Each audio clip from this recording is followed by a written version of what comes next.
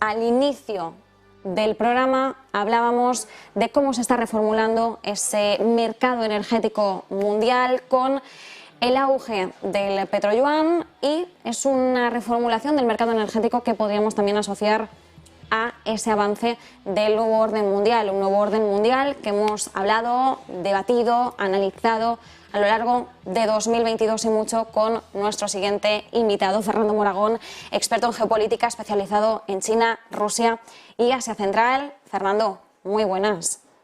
Hola, feliz año. Y bueno, Marta, cuéntame, ¿qué te han traído los Reyes? Bueno, este año? muchas cosas, pero carbón y petróleo no. Eso, así que no sé qué decirte, si nos hemos portado bien o mal, porque yo creo que más de uno el carbón le hubiera venido incluso bien, fíjate, con todo el tema de la crisis. Ahí quería yo ir, porque es que, a ver, a mí desde siempre, desde que era niño, siempre me echaban carbón, porque me portaba mal, y como sigo portándome mal y siendo políticamente incorrecto, me lo seguían echando, es decir, pero este año he llegado y me he encontrado una nota que me ha dicho, perdona, pero es que el carbón me lo han pedido en Alemania, claro, y se han quedado con todo. Sí, no. A ver, yo debo decir que me portaba tan bien de pequeña que incluso lo pedía porque me gustaba mucho el carbón dulce, claro, yo no quería carbón. Pero ya te digo, más de uno seguramente lo tenía en la carta presente y al final, pues por lo que sea, hemos sido un poquito justos con las peticiones. Los Reyes Magos, desde luego, habrán tenido bastante tarea. Pero, Fernando, yo quería empezar por eso, un poco año nuevo, nuevos propósitos. Quería aprovechar para hacer contigo al menos un primer análisis, luego te pregunto por cositas más concretas, pero al menos una fotografía general de cómo arrancamos el año 2023, porque tenemos muchos frentes abiertos y, por supuesto, más de uno le habrá pedido también a los Reyes en su carta pues el deseo de que termine ya la guerra. Pero claro, ¿cuál es la probabilidad de que este 2023 se cumpla ese deseo para muchos? Pues hemos empezado el año de una manera trepidante. Es decir, fíjate, te doy solo empezamos con un ejemplo muy localizado, pero para que veas eso que estabas tú hablando del desacople de la economía mundial en dos grandes grupos. Bueno, pues Bielorrusia, el presidente Lukashenko ha dicho que a partir de ahora, prima una ley, va a ser legal piratear cualquier tipo de cuestión en Internet o donde sea de aquellos países que la han sancionado a Bielorrusia.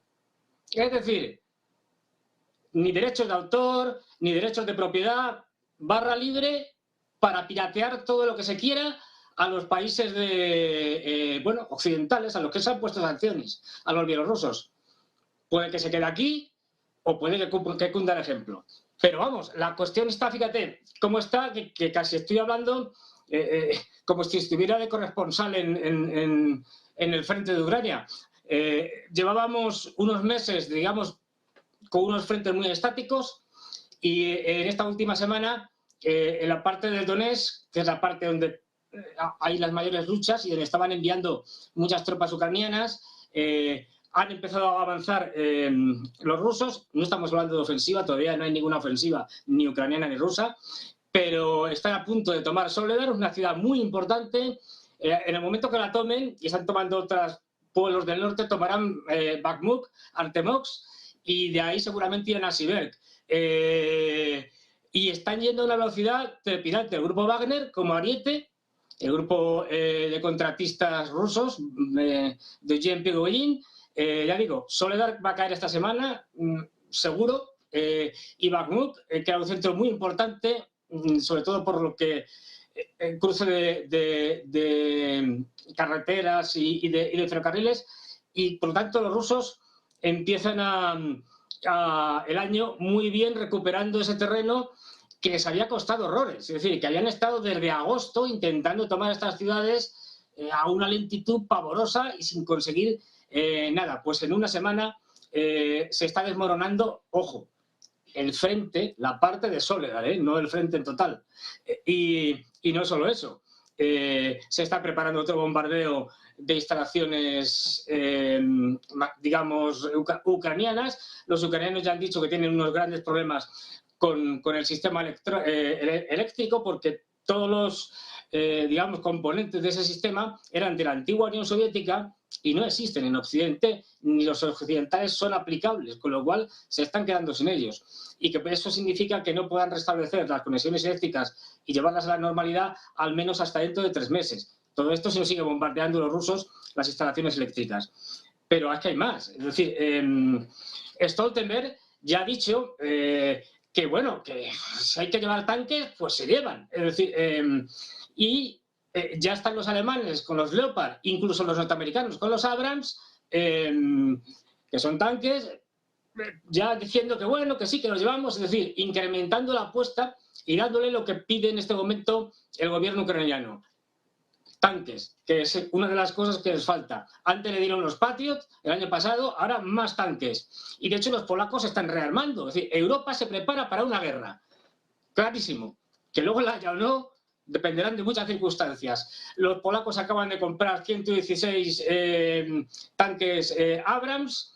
Acababan de comprar el año pasado, hace poco, también carros de combate a los coreanos del sur, y ahora ya empiezan a mandar, por ejemplo, los franceses, el AMX-10, que es casi un tanque, no lleva tanto, sobre ruedas, no sobre orugas, por lo tanto no se le considera como tal, y con un calibre bajo, algo más de 100 milímetros.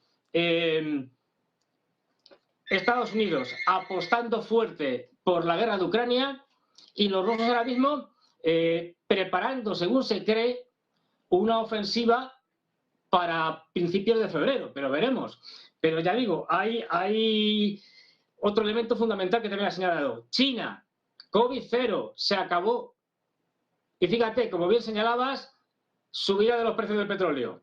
Porque una vez que se pasa el COVID cero, que pase un mes, una cosa así, la cosa se empieza a normalizar, China se va a poner las pilas y en vez del año que tuvo pasado de un crecimiento bajo, fundamentalmente por el problema del COVID, ahora va a empezar a consumir y a consumir mucho más petróleo y gas. Esto significa precios al alza. Así que Europa lo va a pasar muy, muy mal. El 2023 no sé si va a ser el año de los norteamericanos, de los rusos, de los chinos, pero desde luego no va a ser el año de los europeos.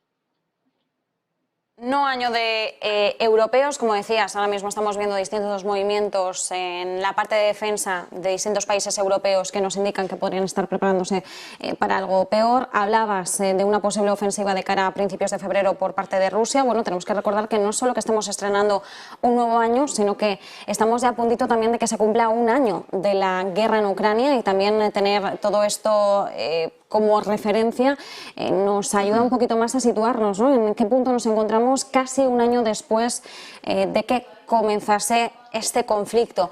Y algo muy importante, Fernando, estabas hablando de China, le estamos dando un protagonismo especial al gigante asiático, sobre todo porque estamos viendo cómo va a ser una de las claves de este 2023. Hablas de ese fin de la política cero COVID, va a ser muy importante. Además, China tiene como objetivo relanzar, resucitar su demanda interna, que ha estado muy mermada en medio de estas restricciones, de la crisis sanitaria, que prácticamente pues, se cumplen 3 años ya de esta situación, y China pues precisamente ha estado pues 3 años casi ahí en stand-by, no del todo, pero bueno, para que nos entendamos. Y en este proceso, pues ahora estamos viendo cómo Xi Jinping ha hecho algunos movimientos muy interesantes. Uno que destacábamos al comienzo del programa era ese viaje que tuvo hacia Arabia Saudí en diciembre, un viaje en el que pues, se ponía sobre todo en foco la mayor presencia que puede tener China en el mercado petrolero. Hablamos del mayor importador de crudo del mundo, y estamos viendo cómo le está intentando poner en jaque al dólar en estos momentos, apostando por el petroyuan.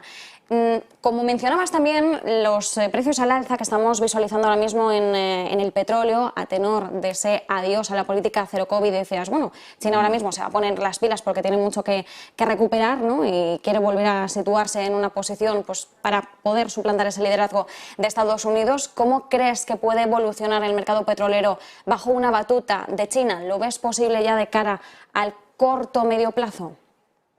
Al alza.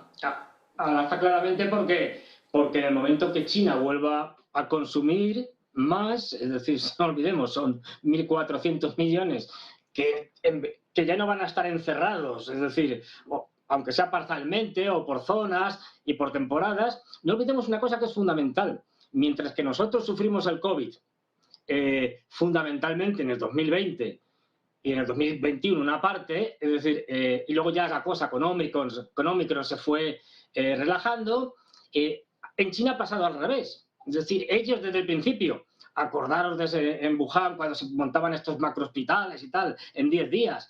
Es decir, consiguieron sujetar el COVID a base de medidas draconianas y ellos, cuando nosotros estábamos en plena ola de COVID, encerrados en casa, ellos se andaban por las calles tranquilamente. Cuando ellos han tenido un COVID fuerte, ha sido el año pasado, en el 2022, con Omicron. Porque Omicron, a diferencia de las otras cepas, era una cepa que era menos dañina, menos mortal, pero que se extendía con mucha facilidad y ahí las medidas chinas han sido incapaces de controlarlo. Y han visto que es que no había otra solución que dar paso a la apertura.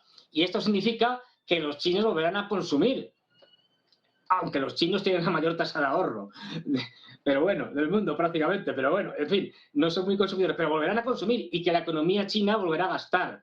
Es decir, con lo cual eso significa más consumo de energía. De hecho, los rusos ya están preparando nuevos suministros de gas y de petróleo para China. Ya los estaban, el año pasado batieron el récord en suministro de gas y de petróleo a los chinos y el año que viene lo van, vamos, este año ya, 2023, lo van a volver a romper ese techo. O sea que, y ojo, también muy importante, a medio largo plazo, el eje Rusia-Irán viene a través del Caspio, viene a través de Azerbaiyán, lo que se llama el corredor, el corredor económico de distribución del norte, es decir, una línea tipo ruta de la seda china, pero en este caso ruso-iraní, que se venía más o menos haciendo de hace tiempo, se ha acelerado, ya están surcando bastantes barcos por el Caspio y estamos a ver otro de los grandes problemas. Fijaros, para este año, porque va a dar muchos dolores de cabeza en el conflicto armenio, entre Armenia y Azerbaiyán, porque implica no solo a esos dos países, sino que implica también a Turquía, otro país en ascenso, a pesar de que tiene elecciones parlamentarias, veremos qué pasa con Erdogan, otro país en ascenso que cada vez se convierte más en el centro de conversaciones, de negociaciones, es decir, de un hub, como lo ofreció Putin, y Erdogan le dijo, sí, sí, un hub petrolero, que traiga el petróleo ruso y se lo venda luego a los europeos como petróleo turco o como gas turco, que traiga el de Azerbaiyán, que traiga el de Irán. Ojo, ojo con Turquía, porque se está convirtiendo en un actor cada vez más importante del mundo. Y ya digo, el conflicto entre Armenia y Azerbaiyán que implica Irán. Ha habido grandes maniobras militares en contra de los azeríes, porque la mayoría de los azeríes, es decir, los azerbaiyanos no están en Azerbaiyán, están en Irán. Tensiones enormes y Estados Unidos metiéndose a favor de Armenia para intentar provocar otra guerra, otra crisis y abrirle un nuevo frente a Rusia en el Cáucaso. Es decir, muchos frentes que se van a abrir. ¿Habéis visto lo que ha pasado con Serbia? Es decir, Serbia, al final, es un instrumento de Estados Unidos, no es Serbia, sino Kosovo, es decir, donde la persona que más manda en Kosovo no es ni el presidente ni el primer ministro, es el embajador norteamericano, y puede provocar un enfrentamiento entre los albano-kosovares y los serbios a discreción, puesto que en Kosovo está la mayor base militar norteamericana y es poco menos que una base militar que tiene un pequeño país alrededor. Es decir, muchos puntos de tensión, y va a haber más, y no entro en África, ni en otros sitios, ni entro en Brasil. En fin, eso ya ni te cuento. Pues nos quedamos con todos esos frentes, como decías, muchos frentes los que tenemos en estos momentos. Fernando Moragón, experto en geopolítica, especializado en China, Rusia, Asia Central. Muchas gracias. Gracias a ti, Marta. Pues con todos estos temas nos ponemos